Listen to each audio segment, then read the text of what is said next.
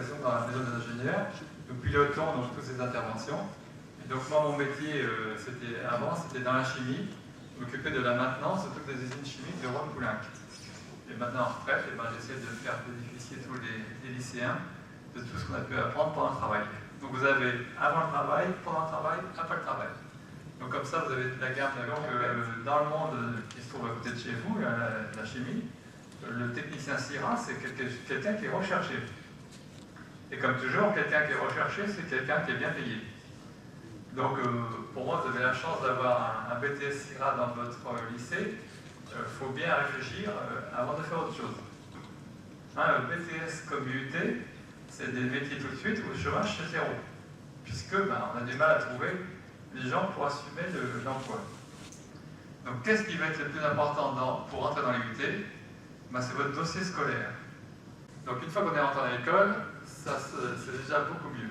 Et par contre, il y a quand même à passer ces 2 années de préparatoire, on vous demande de travailler à 100%.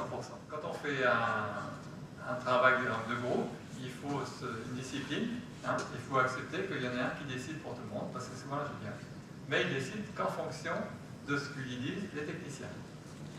Donc en résumé, si vous voulez, le technicien, c'est lui qui est sur le terrain, c'est lui qui est au contact des machines, mais c'est aussi lui qui remonte des idées pour améliorer le matériel, pour éviter que certaines pannes soient prises tout le temps, etc. Donc, je suis ingénieur et aujourd'hui je suis ingénieur commercial de formation chimiste. Et à la fin de la 2e année de prépa, on a quand même aussi un concours interne, donc qui est également ouvert aux gens qui préparent des prépas dans des lycées, au DUT, aux personnes de la fac aussi. Donc pour ce concours, en fait, il y avait à peu près en sortie 70 places. Donc sur une promo de 120, il y avait 70 places. Donc c'est quand même, il y a quand même un taux de réussite assez important par rapport à la fac de médecine ou de pharmacie, où là c'est beaucoup plus strict. Et puis après en cycle ingénieur, donc une fois qu'on a eu le concours, on passe en cycle ingénieur. Donc là c'est vraiment beaucoup plus selon la discipline que vous avez choisie. Donc là moi c'était chimie. Donc beaucoup de cours de chimie, beaucoup de TP et puis également des stages à faire chaque année. Donc là, je vais un petit peu insister parce que le stage, c'est vraiment quelque chose d'important. C'est là où vous allez vraiment vous confronter avec l'entreprise. C'est vrai que c'est assez cher. Moi, j'avoue que mes parents ne pouvaient pas me financer ça. On était 3 dans la famille et j'étais l'aînée. Donc il y avait les 2 autres derrière qui suivaient. Donc j'aurais dit, si vous acceptez que je parte là-bas, je me financerai mes études. Donc j'ai fait un prêt étudiant et puis en plus j'ai pu obtenir une bourse. Donc ça m'a permis de financer mes études. Et c'est vrai que le prêt étudiant, ça ne m'a pas posé de problème après pour le rembourser. Dès l'instant que j'ai trouvé du travail, ça m'arrive de contacter d'anciens amis ou des gens qui ont fait la même école et dire tiens, sur ce sujet-là, qu'est-ce que tu en penses, qu'est-ce que tu fais, on peut se retrouver aussi au niveau professionnel, donc ça permet de créer ce qu'on appelle un réseau. En général, on doit choisir une spécialité, et donc moi j'avais choisi la spécialité plutôt commerce et marketing, puisqu'on avait à côté de l'école une très grande école de commerce qui est l'ESSEC, et puis à ce niveau-là, c'est vrai que les techniciens, les directeurs de laboratoire n'ont pas envie d'avoir une personne qui ne connaît rien. À la sortie du lycée, je ne savais pas trop ce que je voulais faire. Je sais que je ne voulais pas aller à la fac, donc je n'ai pas demandé de fac.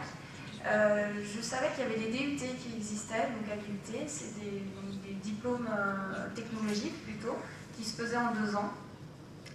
J'aimais bien les sciences, mais l'enseignement me tentait aussi. Finalement, je suis rentrée en mesure physique, donc j'ai fait mon DUT. Donc la première année, tronc commun, tout le monde ensemble. Donc c'est des promos de 100, 120 étudiants. Donc là, pareil, c'est des classes souvent, et puis on a des cours en amphi. Mais bon, c'est un esprit d'école, c'est une bonne camaraderie, c'est assez sympa. En 2e année, j'ai choisi une option, donc c'était matériaux et contrôle physico-chimique. Donc là, j'ai rencontré les matériaux, donc ça m'a plu.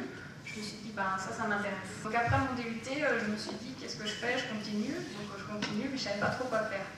Donc à l'UT, ils nous ont parlé d'un DUETI, c'est un diplôme universitaire d'études technologiques internationales. Donc ça dure 1 an, et en fait, on part faire nos études 1 an à l'étranger. Donc il y a différents pays, donc suivant les UT, ils ont leurs contacts un peu dans différents pays. Et moi, j'ai réussi à obtenir une place en Angleterre. Donc je suis partie faire en fait, ma licence, donc mon bac plus 3, en Angleterre. Donc j'ai réussi le concours de l'IFM, mais j'ai été prise aussi en école d'ingénieur. Donc là, il a fallu faire un choix. Et puis je me suis dit que ce sera plus simple de faire un STIT après avoir fait ingénieur que de faire ingénieur après avoir fait un STIT. Donc je suis restée sur la voie des sciences. Et donc je suis rentrée à l'ISTIL, qui est à Lyon, à la Doua. Donc maintenant, c'est en train de passer Polytech Lyon.